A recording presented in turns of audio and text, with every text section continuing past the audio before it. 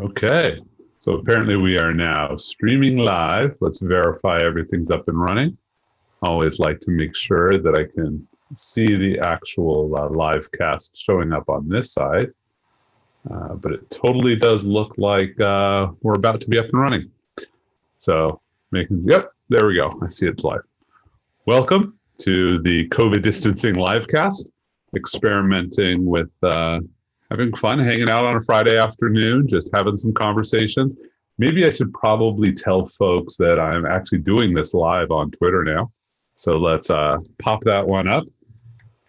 Live now on YouTube. Look at that. I know anybody who might actually be listening is like, I'm here. Why are you bothering to tell me? Well, so you know what I'm doing when I'm sitting and typing at my keyboard. Anyway, today, on this Friday, going into Memorial Day weekend, first of all, I want to just take a moment to reflect on, all those who have, sort of given that last full measure of courage for our country. Whether it's the veterans of one of the two world wars, whether it's veteran of the United States Army fighting in the Civil War, somebody who fought in Vietnam, Korea, the desert wars that we've had, any of the other actions, but to anybody who served in our military and given their life, so this is what we celebrate this weekend. We reflect on that. We're celebrating the lives that we get to have. It's not necessarily a time to just be sad, although there's some good reflection to have here. It's also a time to recognize that they really provided for us this opportunity to be who we are and live the lives that we are living right now. Looks like it's not actually live on YouTube. Well, we'll figure out what that looks like. So that's Memorial Day. It is not Veterans Day. So I'm a veteran, but please don't come thank me for my service on Monday. I guess come thank me would be hard. You'd have to do it over social media probably. But Veterans Day in the United States is in November, specifically 11/11, which is Armistice Day for some of the world. This is Memorial Day. So I want to, give a shout out to my cousin Tommy, who gave his life in the Vietnam War. Somebody who served and gave that last full measure. Anyway, that's Memorial Day. We're coming into that, but first we're here on Friday. Last week, I talked a little bit about orientation, which is when you get new data, how do you process it and sort of what is your model of the world? And an important mental model I love coming back to is Plato's cave. For those of you not familiar with what Plato was talking about, is he said a good model of the world is that we all live in a cave and we don't even look out the cave. We look at the back wall of the cave, and what we see on the back wall is the world that we observe, and we orient ourselves to that. And so observe, though, is an interesting thing. We might think of ourselves as being attentive and eagle-eyed, but the reality is there is so little of the world that we actually truly notice and record. In fact, you could argue that evolutionary pressure has optimized us for inattentiveness, which really has optimized us to pay attention to the right things, but ignore the things that don't matter. As you're sitting here listening to me, maybe you're watching on screen, most of you probably aren't thinking about what your chair feels like under your butt. It's okay. Doesn't really matter. If the chair dramatically changed feel, you'd probably notice because your attention system would detect that difference. It's kind of cool. There's a neat paper written on attention schema theory by John Graziano out of Princeton. And it combines really interestingly with how our biology works. If you're familiar with saccadic blindness, this is the fact that you don't see, and I'll put quotes around see, while your eyes are moving. So if you want to have a really fun trick, go look in a mirror and look at one eye in the mirror. So you're like looking over here and then flip over and look at the other eye and just go back and forth. And what you'll notice is you never see your eyes move.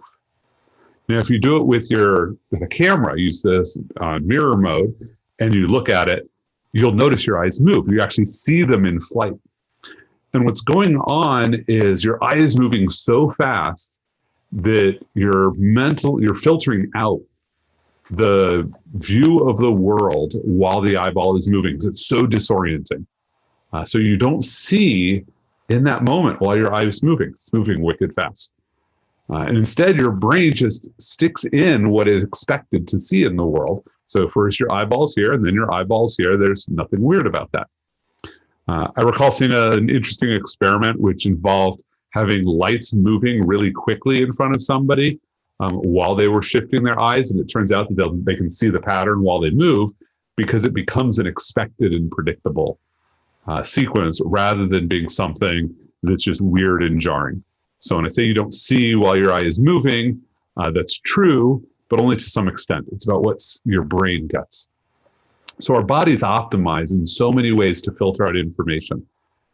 In fact, there's great predators. Probably the simplest model is, they actually forecast what the world is going to look like based on how they're moving their head. And it's when they see something different that pops up to their attention stack and says, hey, these pixels over here moved in a way that we didn't expect. That means that's probably food. Go eat it. So maybe don't move when you see the alligator wandering around. Although if it's charging you, I might suggest getting out of its way, because it probably already detected you in some other fashion. And I'm not an alligator wrestler, crocodile hunter, predator evader. So be cautious about taking my hypotheses and going and exercising them. I do not hold any responsibility. Don't try this at home. But when we apply that to where we are today, think about how much attention and how much information you actually have to deal with. And some of that information is sensory, it's what you're seeing, but some of it is processed information that is coming in front of you. In addition to my day job, I also support my wife, who's the president of our synagogue, and I have some odd jobs there that I assist with. And our big question is, when is it safe to open? So I spend a lot of time thinking about and researching and looking up all the information I could possibly get. And there's probably more that I can't get, just I don't have enough time.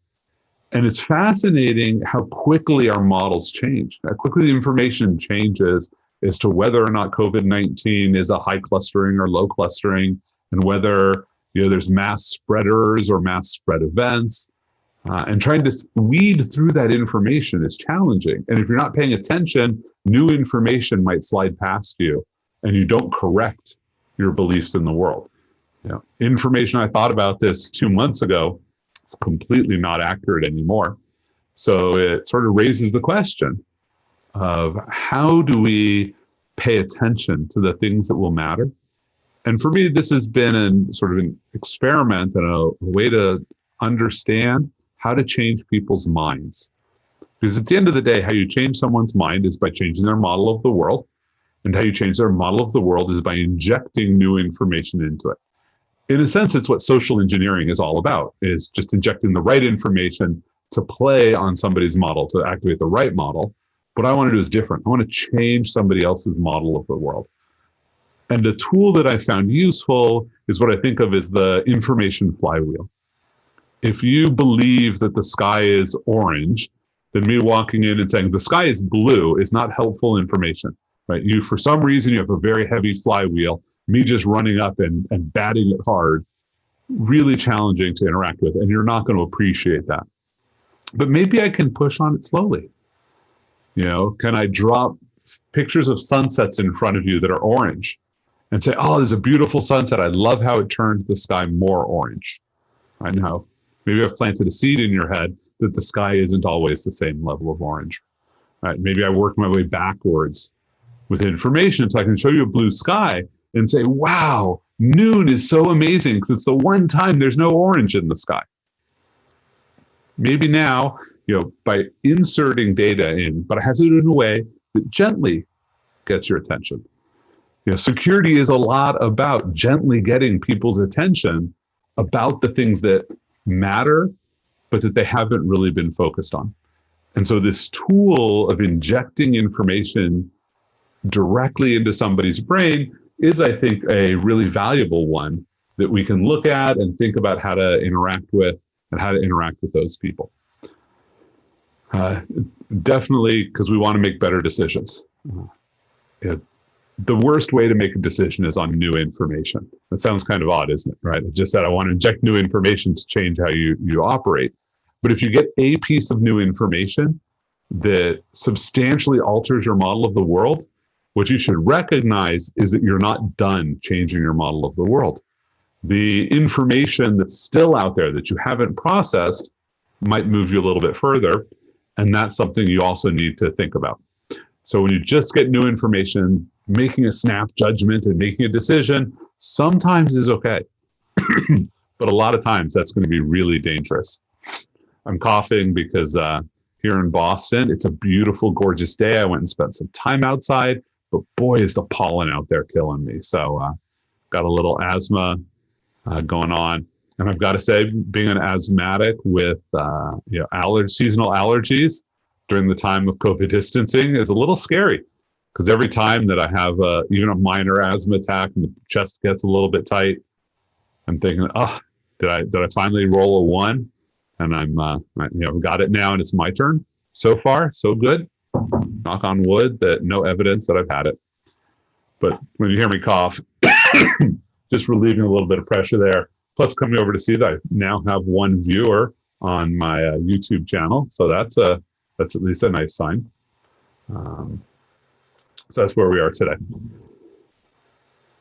So Friday. Really exciting thing. The Boston Uprising won a game. Now, for those of you who are not familiar with the Boston Uprising, the Uprising is an esports team. The game is Overwatch. If you're not a fan of Overwatch, in fact, I've got a copy of it right here for you. So Rachel, here you go. I know you play on the Switch. Me, I play over on this Xbox right here. I'd like to say I'm playing between meetings, but my between meetings time is like 5 minutes, which is about how long it takes to hang out in the queue to get into a game. So not actually happening then, more of a late evenings, early morning. I skipped my workout today to hop on it. Anyway, the Boston Uprising have not had a good season so far. They won an early game, but then were being routed in almost every game they played. But pulled off a win last week. So really great to hear. Made my kids super excited. I'll be honest, I didn't watch the game because we were hanging out with our neighbors. We all sit down in a cul-de-sac. Everybody's 6 to 10 feet apart. We bring down our own beverages and drink. I think that night we might have experimented with a barbecue where we brought over meat. We just threw it onto a grill and then put it back onto people's plates. And the kids went in to watch the Uprising, and I had something for them to do. So I texted them and I said, hey, I need you to come out and do this. So as soon as the Uprising are done losing, can you come out? And they texted back and they're like, you're wrong. The Uprising won 3-2-1. So always good when you're when the team you're following that's doing really badly actually does really well. So shout out to the Uprising players. That's got to be really tough and stressful because they live in a shared house. There's probably a lot of stress going on about, when your team's not doing well and they're losing and you can't even get away from each other. It's not like you can even get a break or even just go out for dinner. I always loved watching them experiencing different cities as they go have dinner and text out the various foods as different players were introducing each other to different foods, because the Uprising comes from all over the world. A lot of the esports teams will be sort of one nationality, or at least really one language. So it's everybody speaking only one language. So you sometimes will get a sort of all Korean team or all Chinese team. And the Uprising actually has players from a much more diverse set. So also means they're coming from a lot of different food cultures. And I love food. I think food is fantastic. I hope most of you like food. But what I really enjoy about food is watching how different cultures sort of adapt their food to their situations and how people really enjoy it.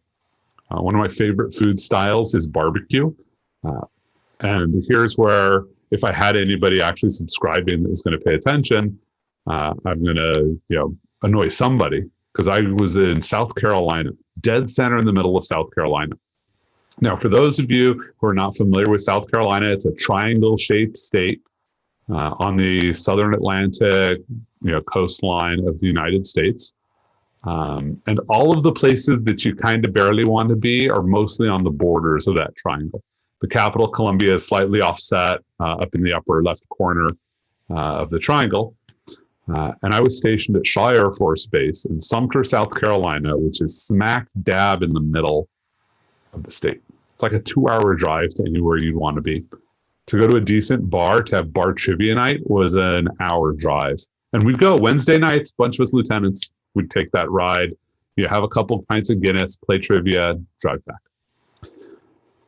But the nice thing about Sumter is if you look at the regional barbecues in America, right? There's sort of clusters of regions that do different style of barbecue.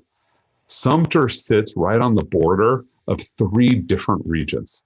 So you'd go into these little barbecue joints, and like one barbecue joint is doing a vinegar-based barbecue, and one is doing a tomato-based barbecue, and one is doing a mustard-based barbecue. And so we get to taste all of them. And I know there are people who have a definite preference, like true barbecue is this way. Not in my experience. There's barbecue is just fantastic food.